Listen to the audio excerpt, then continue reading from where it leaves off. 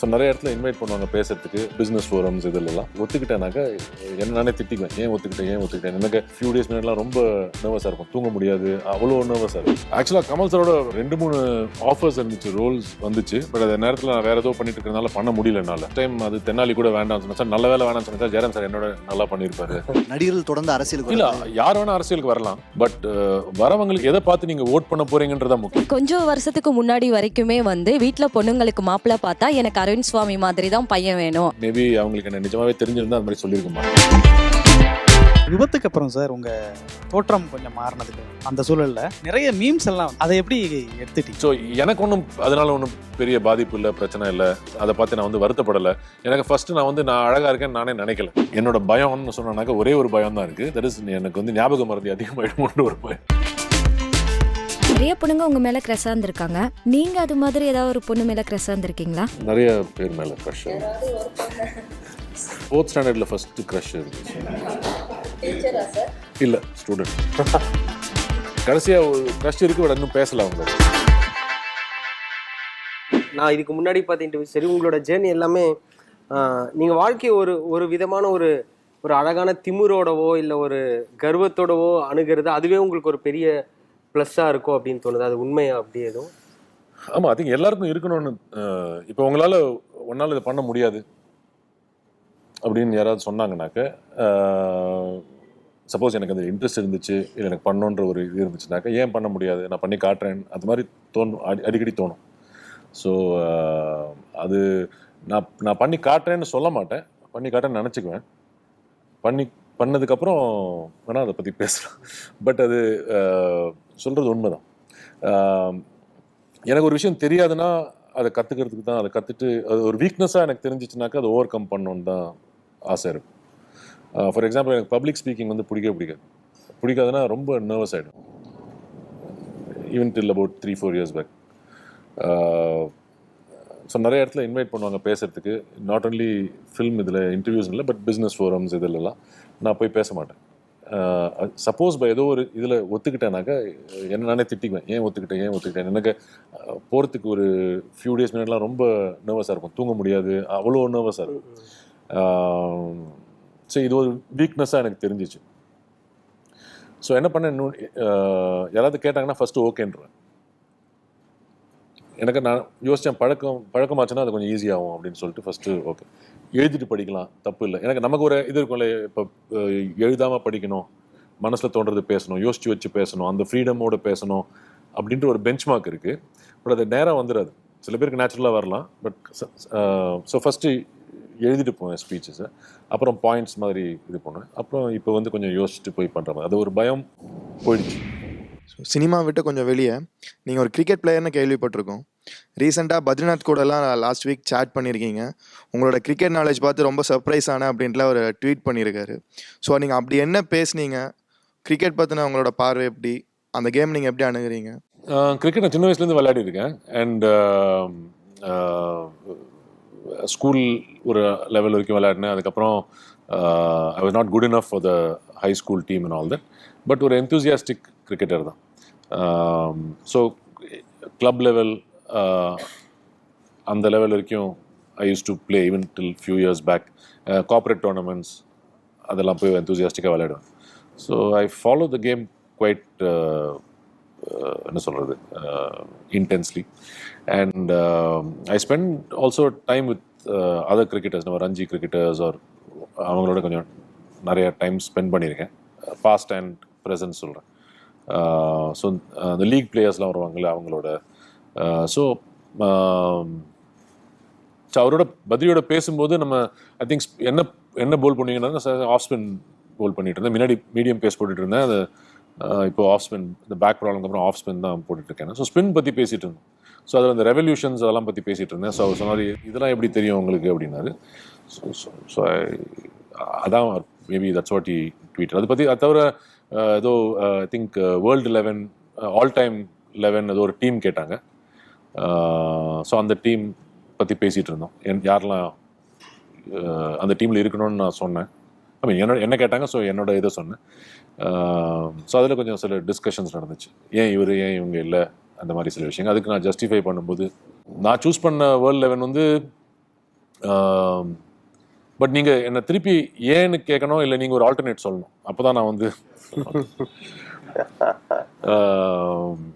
Sunil Gavaskar, Virender Sehwag opening batsman. அப்புறம் 3 பிளேயர்ஸை fit பண்ணோம். Don Bradman, Sachin Tendulkar, Vivian Richards. Okay, so maybe Don Bradman 1 down, Sachin Tendulkar at number 4, and Vivian Richards. Sorry? நான் இன்னும் முடிக்கல. Then bowling sideல வந்து I wanted to go with 3 pace bowlers and 2 spinners. So அதில் வந்து I chose Wasim Akram, Malcolm Marshall, and Dennis Lilly.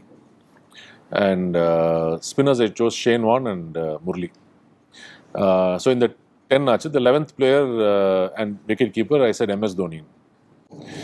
So ஏன் MS Dhoni அப்படின்னாங்க. சொன்னேன் MS Dhoni can also, யார் கேப்டன்னாங்க. சொன்னேன் MS Dhoni can be the captain.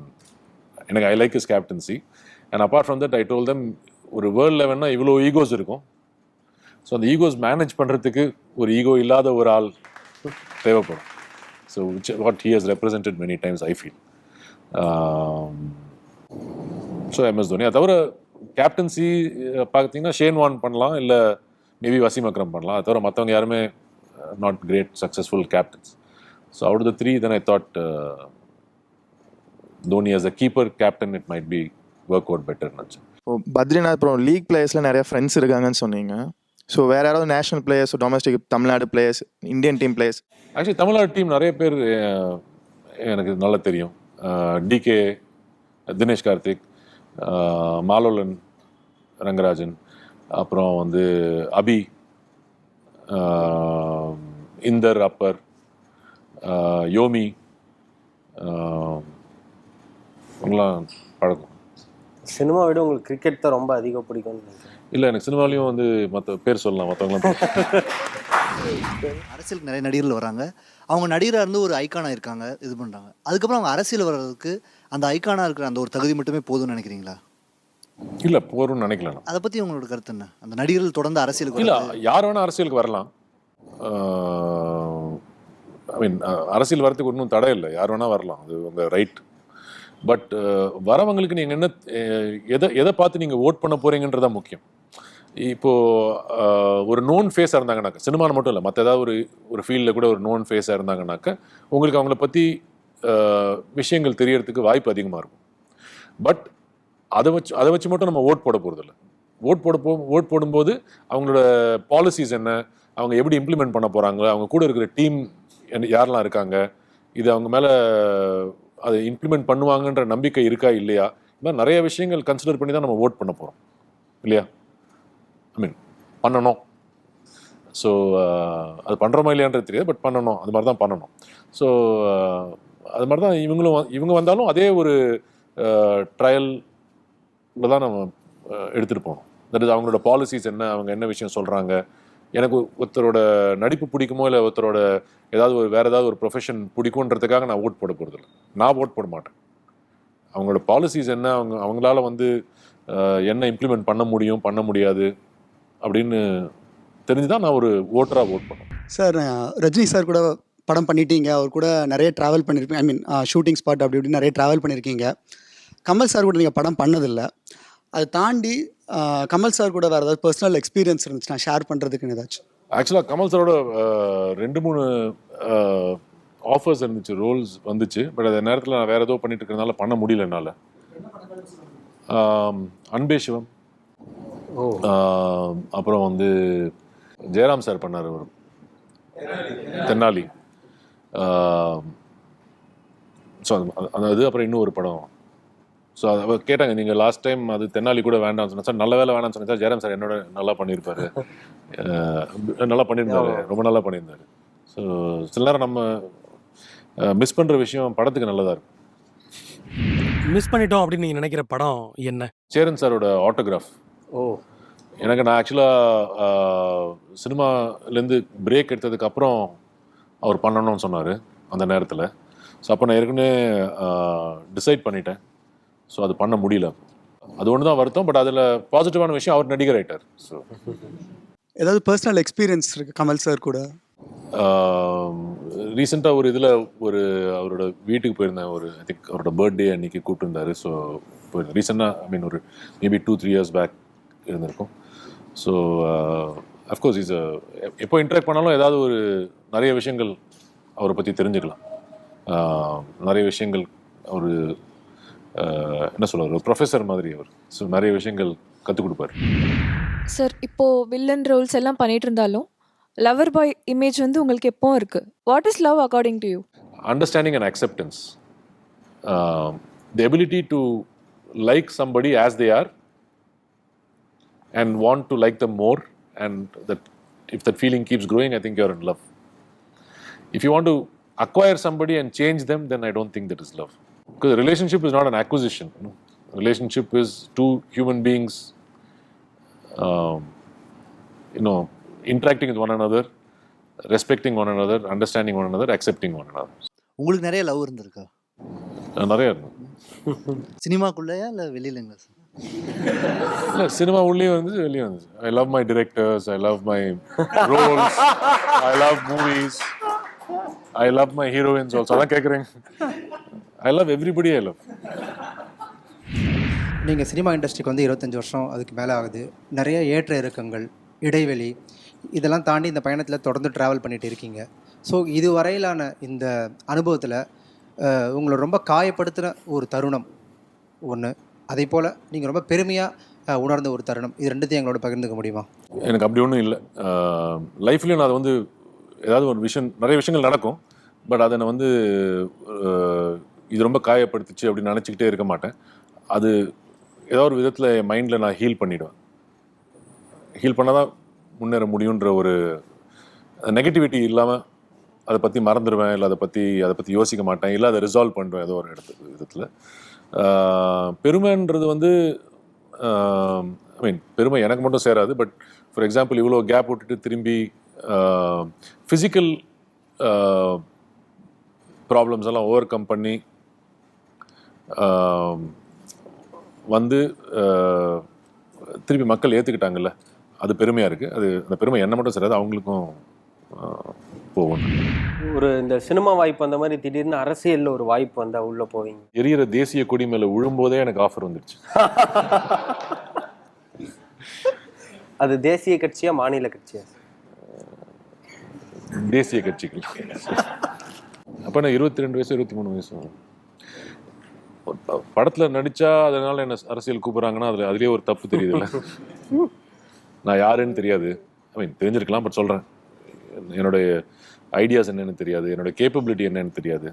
Just பாப்புலாரிட்டிக்காக என்னை அரசியலுக்கு கூப்பிட்டுதுன்னா நான் என்ன சொல்ல போகிறேன்? அது ஒரு ஆப்பர்ச்சுனிட்டி இல்லைல்ல. அது வந்து ஒரு என்னால் அது ஃபஸ்ட்டு நான் அது உள்ளே வரணும்னு எண்ணம் இருக்கணும்.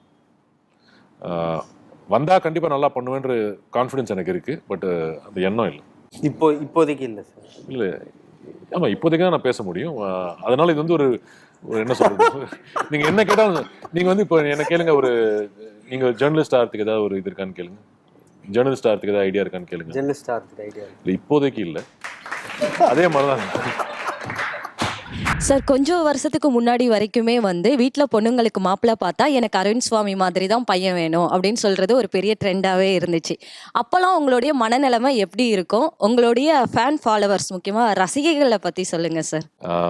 அகைன் அது எதுனாலும் தெரில. பட் ஸோ அதுக்கு கிரெடிட்டோ இல்லை அது ஒரு பெரிய அச்சீவ்மெண்ட்டாவோ நான் நினைக்கல. அண்ட் நான் நிறைய இடத்துல சொல்லுவேன், மேபி அவங்களுக்கு என்ன நிஜமாகவே தெரிஞ்சிருந்தா அது மாதிரி சொல்லியிருக்க மாட்டாங்க.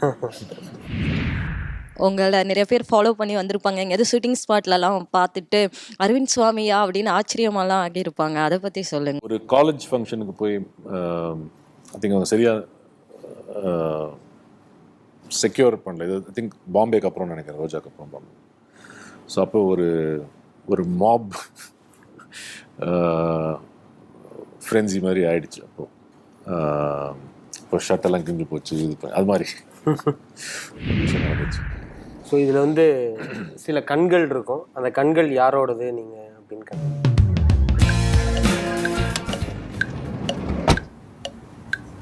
ஹன்சிகா. அது போகனில் தான் ஒர்க் பண்ணோம். எப்போவுமே கொஞ்சம் ஜாலியாக தான் இருப்பாங்க செட்லேயும். இது and Ravi and she has a good rapport because நிறைய ஃபிலிம்ஸ் ஒர்க் பண்ணியிருக்காங்கன்னு நினைக்கிறேன் முன்னாடி. அது இஷா நினைக்கிறேன். ஸோ அவங்களோட ஃபர்ஸ்ட் ஃபில்ம் நினைக்கிறேன் என்ஸ்வா secretary, at least first Tamil film எனக்கு தெரிஞ்ச வரைக்கும். ரொம்ப என்தூசியாஸ்டிக்காக இருந்தாங்க செட்டில். அவங்க வந்து she was a good dancer and very friendly person. So அதுக்கப்புறம் I'm not in touch, so I don't know much. But shooting டைமில் தேவர் ஆல். கஜோல் இவங்க வந்து ஸ்பான்டேனிட்டி வந்து இவங்களும் ஸ்ரீதேவி மேமும் எக்ஸ்ட்ரீம்லி ஸ்பான்டேனியஸ் பீப்புள். இன்ஃபேக்ட் நான் ஒரு சீனில் வந்து நான் என்னோட க்ளோஸ்அப் ஏதோ நடந்துட்டு இருந்துச்சு, இல்லை என்னோட வேறு ஏதோ ஷார்ட் நடந்துச்சு. ஸோ ஊட்டியில் இவங்க வந்து சைடில் சிரிச்சிட்டு கத்திட்டு பேசிகிட்டு இருந்தாங்க. ஸோ மிஸ்டர் ராஜீவ் வந்து ஸ்டாப் பண்ண சொல்லிட்டு போய் சொன்னேன், Kajol why don't you go out and talk, why don't you, because you're disturbing me அப்படின்னு சொன்னேன். ஸோ பட் ஆக்சுவலாக போக போக பார்த்தீங்கன்னா அவங்க வந்து எதுனாலும் தெரியல, பட் அவங்க வந்து ஷார்ட்டை தவிர மற்ற எல்லாத்தையும் பேசிகிட்டு இருப்பாங்க. ஆனால் கேமரா ஆரம்பிச்சு ஆக்ஷன் சொன்ன உடனே அப்படியே சேஞ்ச் ஆகிட்டு ஒரு பியூட்டிஃபுல் ஷாட் கொடுப்பாங்க. ஸோ அது ஒரு எக்ஸ்ட்ரீம்லி எக்ஸ்ட்ராடினரி டேலண்ட். மது இப்போ தான் ரீசெண்டாக ஒரு ப்ரோக்ராம், அந்த சாரிகாமாப்பா ஒரு ப்ரோக்ராம் போயிருந்தேன். அப்போ சர்ப்ரைஸ் அப்படின்னு சொல்லிட்டு இவங்களோட வீடியோவை ப்ளே பண்ணாங்க. அதில் சொன்னாங்க ரோஜாக்கு அப்புறம் நம்ம மீட்டே பண்ணல. நிஜமாவா? ரோஜாக்கு அப்புறம் மேபி ஒன்ஸ் ஆர் ட்வைஸ் ஏர்போர்ட்டில் எங்கேயோ பார்த்தேன்னு நினைக்கிறேன். So she was recollecting some incidents during the shoot. So அதுக்கப்புறம் நம்பர் வாங்கி இப்போ தான் நான் 2 days back I called and said we must meet. அவங்க குழந்தைங்களாம் என்ன பண்ணிட்டு இருக்காங்கன்னு கேட்டுட்டு சென்னையில் வரும்போது ப்ளீஸ் வீட்டுக்கு வரணும் அப்படின்னு சொல்லிட்டு we just met. Very nice person, very nice simple person. So இல்லை அப்போ என்ன சொன்னாங்க அந்த ப்ரோக்ராமில், அந்த சுந்தரபாண்டிபுரம் அந்த குற்றாலம் சைட்லலாம் நாங்கள் ஷூட் பண்ணிட்டு இருக்கும்போது நைட் ஆனால் எஸ்டிடி கால் பண்ணுறதுக்கு we have to go out. So எல்லாருமே போவோம், அசிஸ்டன்ட் டைரக்டர்ஸ் இவங்க, மது, க்ரூலேருந்து வரவங்க, யாருக்கெல்லாம் ஃபோன் பண்ணமோ எல்லாம் ஒரு இடத்துக்கு நடந்து போனோம், ஒரு 2 kilometer நடந்து போவோம். நைட் போயிட்டு ஃபோன் பண்ணிட்டு வரும். ஸோ அப்போ சொன்னாங்க I felt very safe when we were all going together அப்படின்னு. ஸோ அவங்களுக்கு அது ஞாபகம் இருக்கு.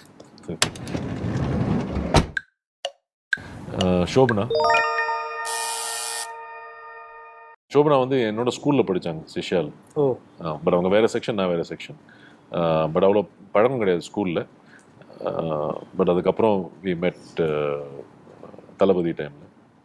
Because fantastic dancer and great actress also. So,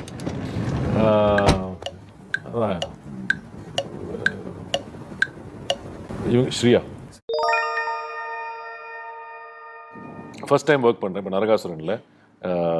We really got along during the shoot and very professional, very nice person also.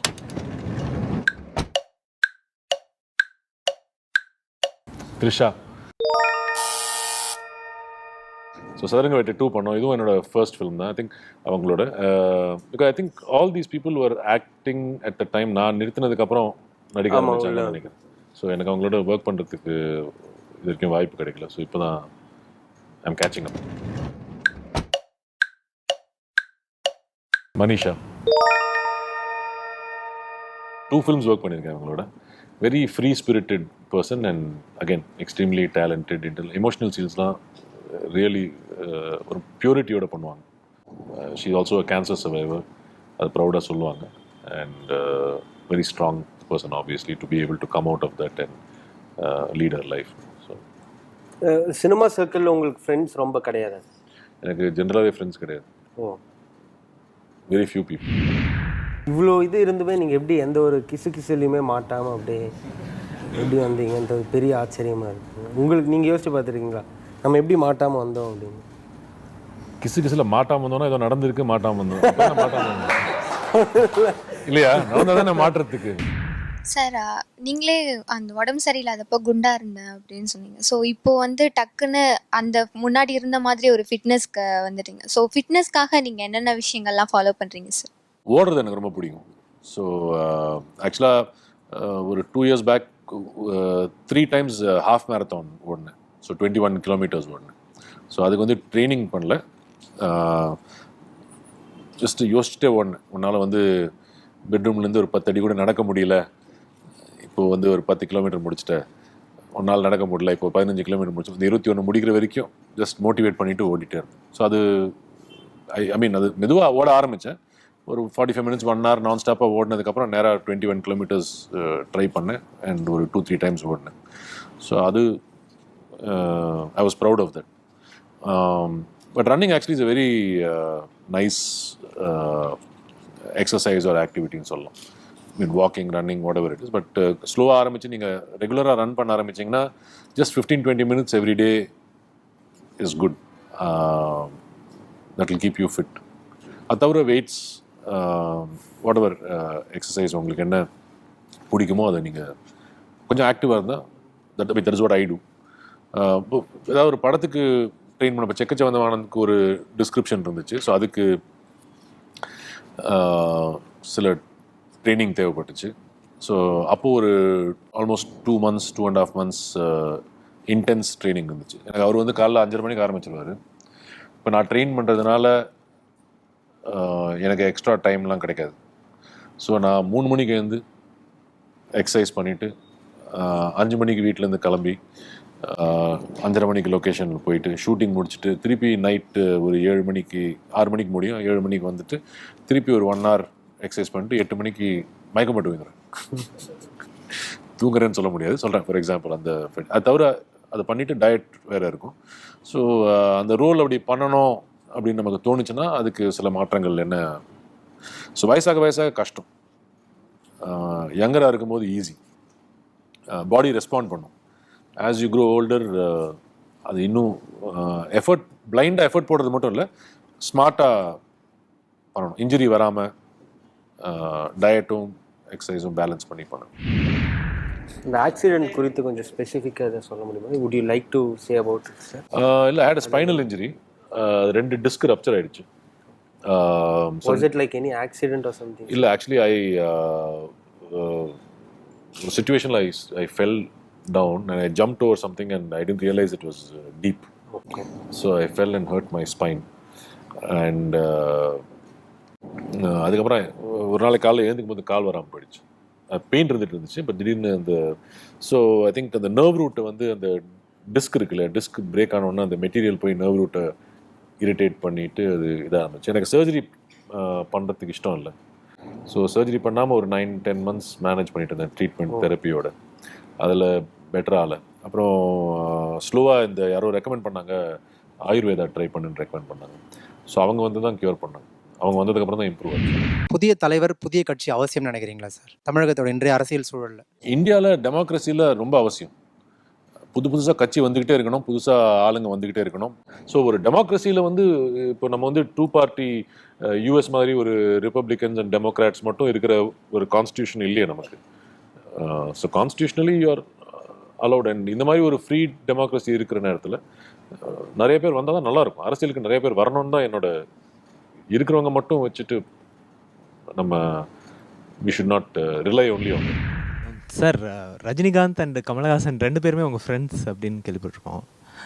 இல்லை, ஃப்ரெண்ட்ஸ்லாம் இல்லை, அவங்களுக்கு தெரியும். சரி, உங்களுக்கு நல்லா தெரிஞ்சவங்க.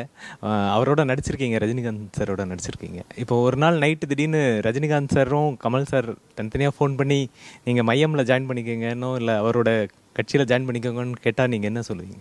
ஃபர்ஸ்ட் ஆஃப் ஆல் நான் அவ்வளோ பெரிய ஆள் இல்லை எனக்கு ஃபோன் பண்ணி கேட்குறதுக்கு. 2வது வந்து அவங்க கேட்டால் நான் இல்லைன்னு தான் சொல்லுவேன். அந்த ஒரு விபத்துக்கு அப்புறம் சார் உங்கள் தோற்றம் கொஞ்சம் மாறினதுக்கு அந்த சூழலில் நிறைய மீம்ஸ் எல்லாம் வந்தது. அதை எப்படி எடுத்துட்டீங்க? இந்த குண்டா இருக்கிறேன், மொட்டையாக இருக்கிறேன், இது மாதிரி தானே. நான் அதை மறைக்க விரும்பலை. அந்த நேரத்தில் எனக்கு வந்து எடுத்த மெடிக்கேஷன், என் உடல்நிலை சரியா இல்லை. அது தெரியாமல் நிறைய பேர் போட்டிருப்பாங்க, தெரிஞ்சும் போட்டிருக்கலாம். அவங்க ஏன் அதை போடுறாங்கன்னு நான் ஜஸ்டிஃபை பண்ணல. அது போடுறாங்க, அவ்வளோதான். நம்ம வந்து அதை எப்படி எடுத்துக்கிறோன்றத பொறுத்து இருக்குது. ஸோ எனக்கு ஒன்றும் அதனால் ஒன்றும் பெரிய பாதிப்பு இல்லை, பிரச்சனை இல்லை. அதை பார்த்து நான் வந்து வருத்தப்படலை. எனக்கு ஃபஸ்ட்டு நான் அழகாக இருக்கேன்னு நானே நினைக்கல. ஸோ நீங்கள் தான் சொன்னீங்க, நீங்கள் தான் சொல்கிறேன். அவங்க போட்டவங்க இவ்வளோ இந்த அழகாக இருந்தான், இப்போ பாரு எப்படி இருக்கான். நான் வந்து ஃபஸ்ட்டு அழகாக இருக்கேன்னு சொல்ல, இப்போ நான் அசிங்கமாக இருக்கேன்னு நான் சொல்ல. ஸோ எனக்கு எப்பவுமே அதை பற்றி நான் வந்து பெருசாக எடுத்துக்கல. பட் சில விஷயங்கள் வரும்போது நம்ம குழந்தைங்க இருப்பாங்க, இல்லை அந்த மீம்ஸ் பார்த்து அவங்க ஒன்றும் இதாக இல்லை. பட் ஒரு இடத்துல ஐ திங்க் ஸ்ரீலங்காலே ஏதோ ஒரு ஏர்போர்ட்டில் இருந்தோம். ஸோ அப்போது லஞ்ச் டைமில் இது நடக்கும்போது நான் எழுந்து மெதுவாக நடந்து போயிட்டு அப்போ உடம்பு சரியில்லாமல் இருந்துச்சு, அவங்கள ஹாலிடேக்கு எங்கேயோ கூப்பிட்டு போயிருந்தேன். ஸோ அப்போது அந்த புஃபேல சாப்பாடு எடுத்துகிட்டு இருந்தேன், அந்த லவுஞ்சில் எங்கேயோ. ஸோ அப்போ என் குழந்தைங்க ரொம்ப சின்ன குழந்தைங்க, மேபி ஒரு பொண்ணுக்கு 8-9 வயசு இருந்திருக்கும். ஸோ அப்போது அங்கே இருக்கிற ஒரு லேடி அவங்கக்கிட்ட சொன்னாங்க, அப்பா கொஞ்சம் கம்மியாக சாப்பிட சொல்லி இப்படி ஆகிட்டா இருப்பார் அப்படி சொன்னாங்க. ஸோ எனக்கு அதை பற்றி ஒன்றும் இல்லை. பட் எனக்கு என்ன வருத்தம்னாக்கா, குழந்தைங்க வருத்தப்படுற மாதிரி ஒரு விஷயம் போய் சொல்கிறாங்க பாருங்கள், அந்த இன்சென்சிட்டிவிட்டி தான். என்னை பற்றி மீம்ஸ் என்ன வேணால் சொல்லலாம், நேராக நீங்கள் இப்போ கேட்க போகிறீங்க, ஒரு கேள்வி கேட்கலாம், ஏன் இப்படி ஆனீங்க, ஏதாவது ஒன்று கேட்கலாம். உங்கள் ரைட்டு நீங்கள் கேட்குறதுக்கு, பதில் சொல்கிறது சொல்லாதது என்னோட right. And I can take care of myself. But children can't take care of themselves இல்லையா? அந்த வயசில் அவங்க மனசு கஷ்டப்படும், they're not used to all that. So அந்த ஒரு இன்சிடென்ட் தான் எனக்கு இன்சென்சிட்டிவாக தெரிஞ்சு. அது ஆக்சுவலாக அது போடும்போது ஐஸ்வர்யா ராயோட சேர்த்து வேறு ஒன்று போட்டாங்க. அவங்க பாவம் அப்போ தான் குழந்தை பிறந்திருக்கு, ஒரு 2 மாதம் கூட இருக்காது குழந்தை பிறந்து.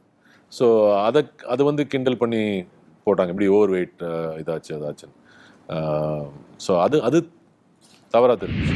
இப்போது ஒரு தெரியாத லாங்குவேஜ், தமிழ் தவிர ஃபஸ்ட் டைம் உங்களை தெலுங்குக்கு கூப்பிடும் போதோ இல்லை மலையாளம் கூப்பிடும் போதோ ஹிந்திக்கு கூப்பிடும் போதோ நீங்கள் எப்படி ரியாக்ட் பண்ணீங்க சார்? அது என்ன மாதிரி உங்களுக்கு இல்லை, அது என்ன மாதிரி கஷ்டமாக இருந்தது அங்கே போயிட்ட அப்புறம்? ஒரு விஷயம் நான் தெரிஞ்சுக்கிட்டேன், எனக்கு தெரியாத பாஷையில் ஒர்க் பண்ணுறது ரொம்ப கஷ்டம். எனக்கு ரொம்ப கஷ்டம். நிறைய பேர் குயிக்காக பாஷைகள் கற்றுக்குவாங்க. Like for example Prakash Raj எனக்கு அட்மயர் பண்ணுற விஷயம், தட் இஸ் எல்லா பாஷையும் கற்றுக்குவார் அவர். அது மாதிரி நிறைய பேர் இருக்காங்க, பாஷைங்க ரொம்ப குயிக்காக வரும். எனக்கு ஒரு லேர்னிங் டிசபிலிட்டி இருக்குதுன்னு நினைக்கிறேன், எனக்கு பாஷைங்க என்ன பண்ணாலும் வராது. ஸோ அதை மீறி நான் நடிக்கணும்னு நினச்சா எனக்கு ஆக்சுவலாக ரொம்ப ஃப்ரஸ்ட்ரேஷன், ரொம்ப இரிட்டேஷனாக இருக்கும். ஃபார் எக்ஸாம்பிள் டியர் டேடில் லைவ் சவுண்ட் தான் பண்ணோம், அதுக்கு ரொம்ப நான் டைலாக்லாம் ப்ராக்டிஸ் பண்ணல. ஸோ வர பாஷை ஓகே, நோ ப்ராப்ளம், அந்த பாஷையில் யோசிக்க முடியும், இந்த தெரிஞ்ச பாஷையில் நான் யோசிக்க முடியும். அப்போ யோசிக்கும் போது அந்த இமோஷன்ஸ் கரெக்டாக வரும். தெரியாத பாஷை பேசும்போது ரொம்ப கை காலெலாம் யூஸ் பண்ணுவோம். அது மானிட்டரில் பார்க்கும்போது ஏன் யூஸ் பண்ணுறேன்னு இப்போ துருவா பண்ணும்போது கவனித்தேன். அப்போ எனக்கு நான் என்ன பேசுகிறேங்கிறது எனக்கு உணர முடியல பேசும்போது. ஸோ அது உங்களை கன்வின்ஸ் பண்ணுறதுக்காக நான் எக்ஸ்ட்ரா எஃபர்ட் போடுறேன். ஸோ அதை பார்த்து கரெக்ட் பண்ண வேண்டியிருந்துச்சு. ஸோ எனக்கு ரொம்ப ரிலக்டன்ஸ் மற்ற பாஷையில் படங்கள் பண்ணுறேன். உங்களை ரொம்ப பாதித்த மனிதர், ஒரு சினிமா, நூல் அப்படின்னா எதை சொல்லுவீங்க, ஏன்? இப்போ நான் என்னோடய இன்ட்ரெஸ்ட் பல விஷயங்கள் இருக்குன்னா அதுக்கு எங்கள் அப்பா தான் ஒரு இன்ஸ்பிரேஷனாக இருந்திருக்காரு. எனக்கு அவர் சின்ன வயசில் வீட்டு விட்டு ஓடி கல்கட்டா போய் ப்ரொஃபஷ்னல் சர்வைவலுக்காக நிறைய விஷயங்கள் பண்ணார். ஸோ அந்த நிறைய விஷயங்கள், அந்த எக்ஸ்பீரியன்ஸ்லாம் எனக்கு ஷேர் பண்ணிகிட்டு இருக்கும்போது, அவர் 93 இறந்துட்டார். பட் அந்த விஷயங்கள்லாம் ஷேர் பண்ணும்போது இவ்வளோ விஷயங்கள், இவ்வளோ எக்ஸ்பீரியன்ஸ் கேதர் பண்ணியிருக்காருன்ற ஒரு இன்ட்ரெஸ்ட் எனக்கு வந்துச்சு. ஸோ மேபி அந்த இன்ஃப்ளூயன்ஸ்னால தான் நிறைய விஷயங்கள் கற்றுக்கணும், நிறைய விஷயங்கள் பண்ணணுன்றதுக்காக நான் பண்ணுறேன்னு தெரியாது. பட் அது ஒரு இன்ஃப்ளூயன்ஸாக இருந்திருக்கு. அண்ட் ஸ்ட்ரெயிட்டாக பேசணும், அதெல்லாம் அவரோட ஒரு இன்ஃப்ளூயன்ஸு. எங்கள் அம்மா ஆல்வேஸ் என் மேலே ரொம்ப லவ் வச்சுருந்தாலும் இண்டிபெண்ட்டாக இருக்கணும், அண்டு என்ன சொல்கிறது, வேணுன்ட்டே யாரையும் ஹர்ட் பண்ணாத, இது மாதிரி சில பேலன்சிங் வேல்யூஸ் எல்லாம் கொடுத்துருக்காங்க. ஸோ இவங்க 2 பேரும் ஐ திங்க் அந்த வளர்கிற வயசில் நிறையா இன்ஃப்ளூயன்ஸ் பண்ணியிருப்பாங்க. ஸோ அவங்க 2 பேர் தான் would be the most influential. இது புக்குன்னு பார்த்தீங்கன்னா நான் நிறையா புக்கு படிப்பேன், பட் எது எனக்கு ரொம்ப அது மாதிரி ஒன்றும் லைஃப் சேஞ்சிங்காக ஒன்றும், அதே மாதிரி நிறைய சினிமா பார்ப்பேன், ஒன்றும் லைஃப் சேஞ்சிங்காக ஒன்றும். என்ன மாதிரியான புக்ஸ்? நான் நான் ஃபிக்ஷன் தான் படிப்பேன். ஸோ நான் ஃபிக்ஷன் புக்ஸ் நிறையா, ஆக்சுவலி ஒரு 5-6 புக்ஸ் ஒரே நேரத்தில் படிப்பேன். ஒரே நேரத்தில் நான் அப்படி இல்லை, பட் இது ஒரு 20 நிமிஷம் 10-20 பேஜ் படிப்பேன். அப்புறம் அதை பற்றி ஏதாவது யோசிக்க தோணும், இல்லை திருப்பி போய் ஏதாவது ஒரு அது ரிலேட்டடாக ஏதாவது ஒன்று கண்டுபிடிக்க தோணும், ஐ மீன் கற்றுக்க தோணும். அப்புறம் இன்னொரு டாபிக் எடுத்து வேறு புக்கு படிப்பேன். ஸோ அந்த மாதிரி சில புக்ஸ். மணிரத்னம் பொறுத்த வரைக்கும் ஒரு டிரெக்டருங்கிறத மீறி உங்கள் லைஃப்பில் அவர் எந்த இடத்துல பொருத்தி பார்ப்பீங்க? ஒரு எங்கள் அப்பா ஒரு 23 வயசில் இருக்கும்போது எங்கள் அப்பா அம்மா இறந்துட்டாங்க. ஸோ அவங்களுக்கு அப்புறம் ஒரு 2-3 பேர் தான் இருக்காங்க who have influenced me a great deal. ஐ மீன் என் குழந்தைங்க பொண்டாட்டி அதெல்லாம் பற்றி சொல்லணும் அவங்க தவிர. ஸோ இந்த ப்ரொஃபஷனில் அவர் ஒரு பிக்கெஸ்ட் இன்ஃப்ளூயன்ஸாக இருந்திருக்காரு. இது ஆப்பர்ச்சுனிட்டி கொடுத்து என்னை என்கரேஜ் பண்ணி எனக்கு வழக்கமாக ஆக்டர்ஸ்க்கு கொடுக்காத பொறுப்புகள்லாம் எனக்கு கொடுத்து என்னை கற்றுக்க வச்சு ஷூட்டிங் போது சொல்கிறேன். ஸோ அது மாதிரி நிறையா பண்ணியிருந்தார் ஃபர்ஸ்ட் இதில். செகண்ட் இதில் நான் திரும்பி வரப்போகிறேன்னு எதிர்பார்க்கல. அண்ட் கடல்ன்ற ஒரு படம் பண்ணேன், அது வந்து மக்களுக்கு பிடிக்கல ஆர் வாட் எவர், ஓடலை, சில பேருக்கு புரிஞ்சிருக்காது, வாட் எவர். பட் எனக்கு அது ரொம்ப ஸ்பெஷலான film because physically and health wise எனக்கு வந்து ஒரு சேஞ்ச் வந்துச்சு which impacts not only my future in ஃபிலிம்ஸ்ன்றதுக்காக நான் சொல்கிறேன், லைஃபோட இம்பேக்ட் அண்ட் என்ன சொல்கிறது ஹெல்த் இம்ப்ரூவ் ஆச்சு எல்லாமே ஒரு. ஸோ அதுக்கு I will always be grateful to. So அவர் வந்து definitely one of the most without a doubt one of the most influential people. Number கேமிங்கில் வந்து கிட்டத்தட்ட 100 பொருட்கள் வந்து லைனாக சொல்லுவீங்க அப்படின்னு சொல்லி எல்லாருக்கும் தெரியும். இந்த மாதிரி ஞாபக சக்தி, ஞாபகத்திறனுக்கு வந்து எதுவும் ஸ்பெஷல் ப்ராக்டிஸ் எதுவும் பண்ணி? ஒரு ப்ராசஸ் இருக்குது, சில ப்ராசஸ் இருக்குது. இப்போ எனக்கு அதை நான் விளையாடுறதில்ல.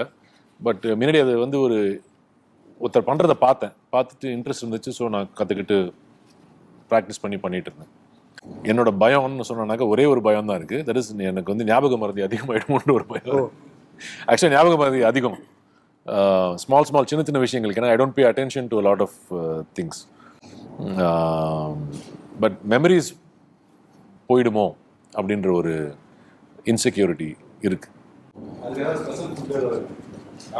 இல்லை அதெல்லாம் ஒன்றும் ஞாபக சக்தி நல்லா தான் இருக்கு, அது போயிடுமோ அப்படின்ற ஒரு இன்செக்யூரிட்டி. அதாவது சின்ன விஷயங்கள் மறப்போம்ல, எங்கே வச்சேன் கார் கீ, எங்கே வச்சேன், இல்லை இது எங்கே வச்சேன், இங்கே அடிக்கடி நடக்கும். வீட்டில் இருக்கிறவங்கள யாரும் மறக்கலை இன்னும். பட் இது மாதிரி சின்ன விஷயங்கள் மறப்பேன். பட் அது ஆப்சன்ட் மைண்டட்னஸ் தான். எனக்கு நிறைய நேரம் மற்ற விஷயங்கள் பற்றி யோசிச்சுட்டு இருப்பேன். ஸோ நிறைய பொண்ணுங்க உங்க மேல கிரஷா இருந்திருக்காங்க. நீங்க அது மாதிரி ஏதாவது ஒரு பொண்ணு மேல கிரஷா இருந்திருக்கீங்களா? நிறைய பேர் மேலே க்ரஷ். 4th ஸ்டாண்டர்டில் ஃபர்ஸ்ட் க்ரஷ் இருந்துச்சு. இல்லை ஸ்டூடெண்ட். அதுக்கப்புறம் சினிமாக்கெல்லாம் வந்ததுக்கப்புறம் அவங்களெல்லாம் பார்த்து பேசுனீங்களா? யார் அந்த பர்டிகுலர் பொண்ணை பார்க்கல. பட் ஐ திங்க் 6th ஸ்டாண்டர்டில் இருந்த க்ரஷ் அந்த பொண்ணை பார்த்து கடைசியா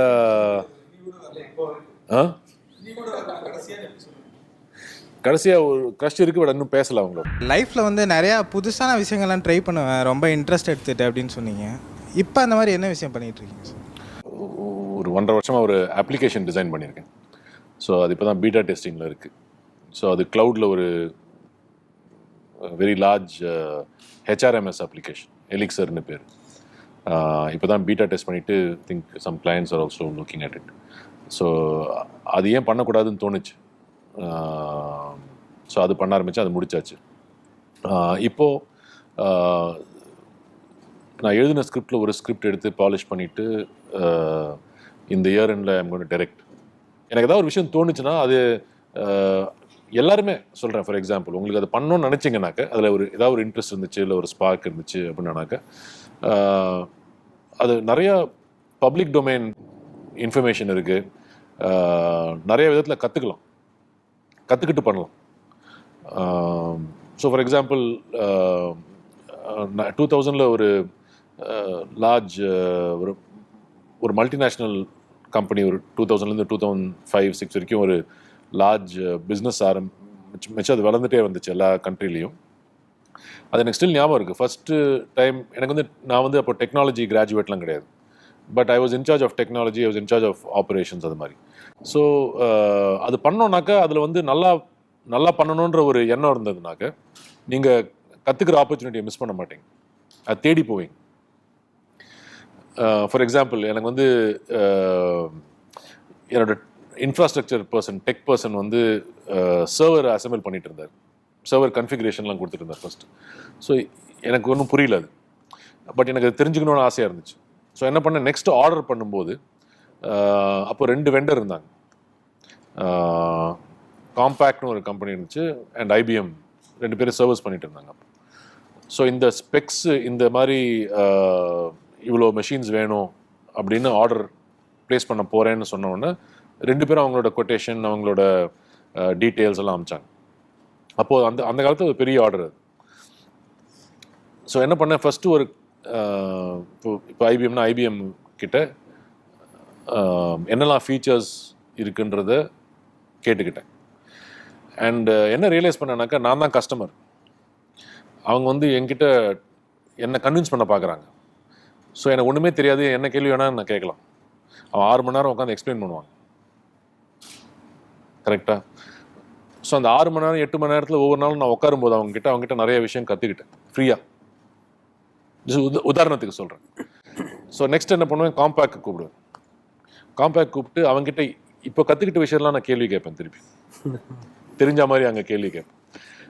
ஸோ அவன் வந்து வேறு ஏதோ ஒரு விஷயம்லாம் சொல்லுவான், இல்லை அது இல்லை அதில். ஸோ இது வந்து என்ன ஆகுனாக்கா, 2 பேருக்கும் ஆர்டர் கொடுத்தேன் பிரித்து.